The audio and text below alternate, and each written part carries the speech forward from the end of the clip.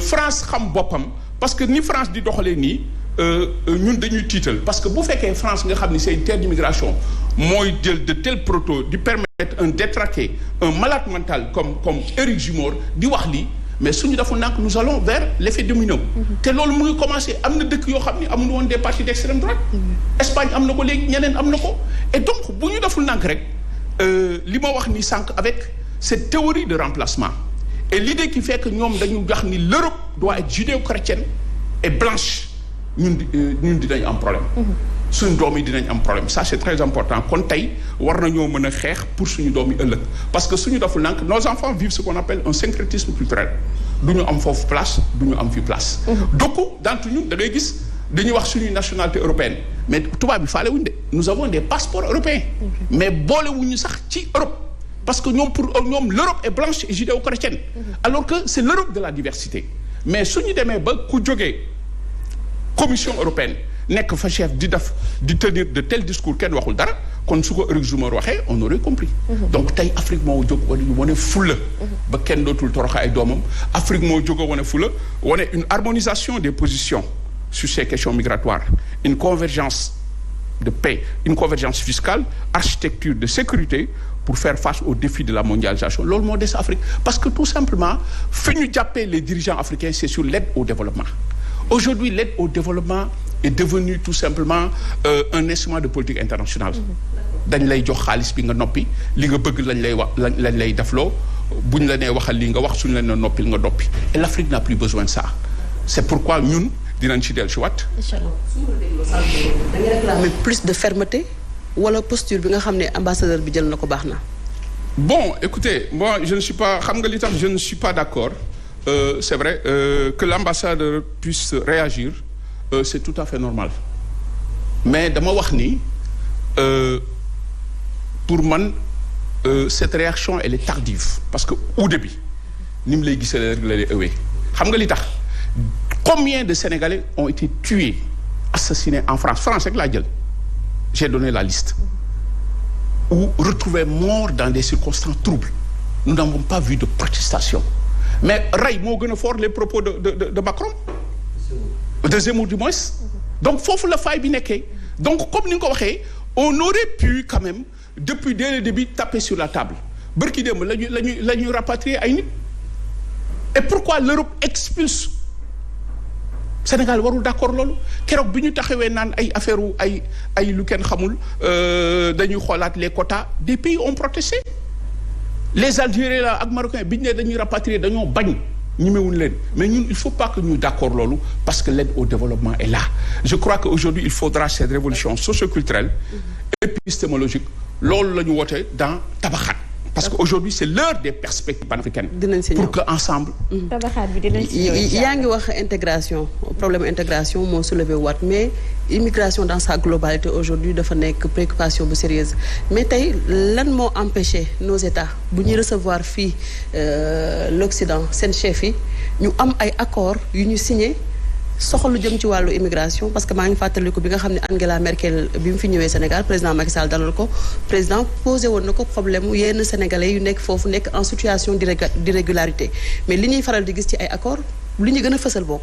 ay accords de défense la ñuy wax ak sur le plan de la santé mais immigration foofu duñu leen sentir trop. non ñu ngi koy wax sax mais c'est un point sensible tubaab yi saa bu ñu déplacé ñëw fii la migration est au centre.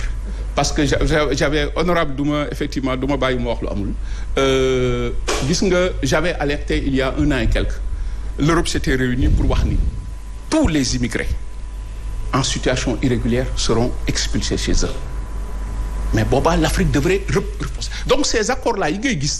ak déplacement yi ñu fiy gis yëpp hein c'est parce que am na yooyu ci suuf mais comme c'est un sujet mais pourquoi duñ ko siiwal comme ni ñuy siiwalee ay accords de défense ak yeneen accords waaw mais parce que suñ ko waxee coow lu jib gis nga bërki démb avion bi ñu doon rapatrier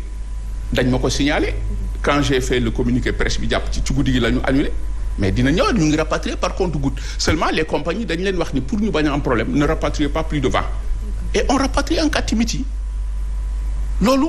dama wax ni c'est une violation des droits humains beneen bi le Sénégal warul ko woon d'accord xam nga li tax soo jëlee les accords de Dublin dafay permettre au Sénégal mu jàpp foofu pour bañ parce que mën nañu rapatrier parce que ki ñuy rapatrier Allemagne tëbul dugg Allemagne dafa am fu mu jaar. kon on rapatrie vers ces pays là loolu moo tax les accords de Dublin indi woon coow au niveau de l'Europe donc yooyu yëpp pour wax ni Sénégal na def attention parce que xam nga li tax mooy fulla boobu ngay wax parce que africains yi suñu harmonisé woon leur position du ñu war a tabax seen doom beneen bi dinañ fexe ba immigration comme dafa nekk dañu nekk dans un contexte mondial de mobilité croissante ñëppay tukki dinañ fexe ba mu jaar ci ay anam xale yi dootuñu dee ci géej gi.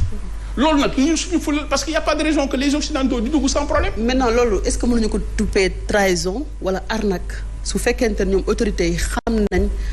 li xew te duñ ko nangoo wax nit yi. mais beneen bi plus même la migration a toujours été une soupape de sûreté pour les États pour régler leur morosité économique parce que wax naa la l'aide au développement. wax naa la l'aide au développement qui ne profite jamais aux ayants droit tey la ndóol gën a métti tey la espoir gën a ñàkk tey la xale yi gën a bëgg a dem. il faut rétablir l'espoir. il faut rétablir la dignité des gens. Afrique am nañu lépp nous avons tout waaye nous sommes am nañu lépp ñàkk lépp. donc c'est l'heure des nouvelles perspectives panafricaines pour que ñu gëm suñu bopp xam ni l'avenir est là xale yi gëm ni fii mooy seen avenir. xam nga ñun dañu am loo xam ni Europe ameewu ko c'est la jeunesse. cette jeunesse là suñu demee ba nekk tey un fardeau. pour nos dirigeants il y a un problème il faut que ñu toog a teg un changement de paradigme il faut créer les assises de la migration il faut créer les assises de l'emploi fexe ba xale yi xam ni fii la il faut lutter aussi mais pourquoi nos autorités ne tiennent pas ce langage de vérité à la population Boubacar pourquoi waaw loolu moo tax xëy na ñun ñu xalaat ni il nous faudra des dirigeants de rupture pour que lu muy metti alors ñu nangu taxaw wax dëgg parce que loolu la Sénégal soxla tey. xam nga man du ma accuser kenn la migration c'est un fait social. nous sommes tous responsables autant l'État est responsable autant les familles sont responsables autant nous les immigrés nous sommes responsables autant les institutions sont responsables kon nañu toog diagnostiquer wax ni xale yi yéen kat lii moo fi nekk revoir notre système éducatif. très mal orienté revoir nos pesanteurs socioculturelles. revoir la notion de tekki et de am-am créer ce qu'on appelle l'éveil à la foi parce que nit ñi dem nañ ba gëmatuñ ni yàlla mooy may. nit ñi dem nañ ba xam ni gëmatuñ ni àddina processus la et mettre tout le monde dans une dynamique de travail. suñ ko defee xëy na mbir yi dina wàññeeku. et nous allons réduire les risques à des proportions tolérables. Inch'Allah alors dinañu dellu si waat ci yow tout à l'heure mais ñu ñëwaat un peu ci honorable ñu ngi dem ci ay élections beaucoup si vous voulez donc ñu jëm ci ay élections législatives tey boo doon def bilan législature bi nga xamante ne moom mooy maaja jeex nii par rapport à yéen députés yi nekk ci diaspora bi lan lay doon. D'abord nga baal ma parce que il a dit de. wax na wax c'est vrai je vous ai vu me faire signaler. vraiment il a dit des choses très mais il faut ñu mixer xam nga moom c'est un expert. ñun ay immigrés dañu dund ak tubaab yi dund ak ñoom di liggéey di xëy di wàcc ñoom ay experts la ñu am ay analyse am ay planification ay am ay kii. mais je pense que il faut ñu mixer suñu ñaari expérience parce que am na yu bëri yu muy wax ça ne ressort pas des États parce que ñun ci suñu bopp ak les organisations progressistes en France dañuy xeex Zemmour. Macky du ci teg loxoom beneen président soxlawul Zemmour on s'en occupe. Sincèrement xale yu juddoo foofu wax naa la sànq am na ay processus yu bëri binationaux man ay xale yu jigéen yu xam surtout jigéen ñi je rends hommage parce que bon xam nga jigéen moo gën a am affection gën a am yormande gën a am voilà te itam bu ñu leen di conseil dañuy déglu góor ñi beneen affaire la sunu doom yu góor yi quoi. mais elles veulent rentrer elles investissent ñu ngi commencer sincèrement et puis organiser ay DER ay FONGIP ay ASPT dans le tourisme ñu bëri Sénégal ñu bëri ñuy commencé di ci liggéey parce que boo demee Europe Espagne wala France di nga gis som doom yu bëri liggéey ci banques yi ci agence yi Monoprix yi ci sécurité ak yëpp tout comme tous les Français quoi. foofu vraiment ma dalal sa xel par rapport ak li nga wax état yi am na yoo xam ne ça ne relève pas de l'état parce que Zemmour ku mel ni Mélenchon mais mu ngi koy démolir d'une façon incroyable. Mélenchon le candidat de la France insoumise quoi voilà et puis nee naa sax même les candidats de droite. parce que comme ni nga ko waxee léegi France ne veut pas regarder son histoire en face donc la France a un problème avec son histoire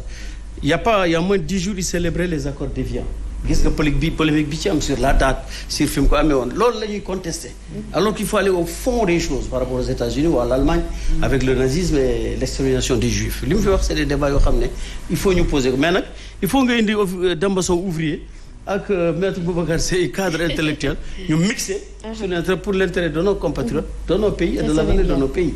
voilà mais législature bi man wax naa la ko sànq 2017 la yàlla def ma nekk député yàlla ko def ak vouloir militants yi ak investi par Benno Bokk Yaakaar mais je me sens député de la planète en toute modestie évidemment parce que xamul tax ce qui est valable pour li ma la waxee pour Paris est valable pour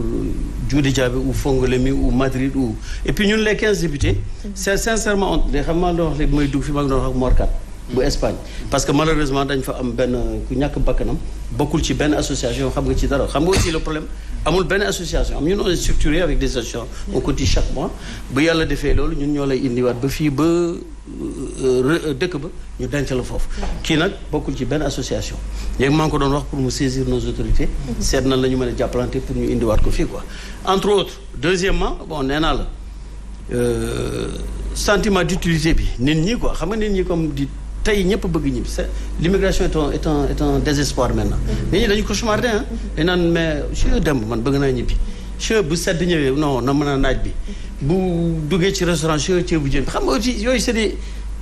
bonheur de vivre tu ne peux être heureux que chez toi ak loo mënte am bitim réew man nee naa la 50 ans maa ngi France mais bon que ma femme et mes enfants m'excusent bàyyiwuma leen mais su ma fi nekkee je suis tellement à l'aise dama yow doo sama ñaari morceau du ma def constat du ma def fii dox dem dis chance la quoi xam nga loolu boo gisee nit ñi ni lay solliciter ci ay projet ak nu mu mënta ndaw comme vous dites processus de retour bi maître fa lay commencer sincèrement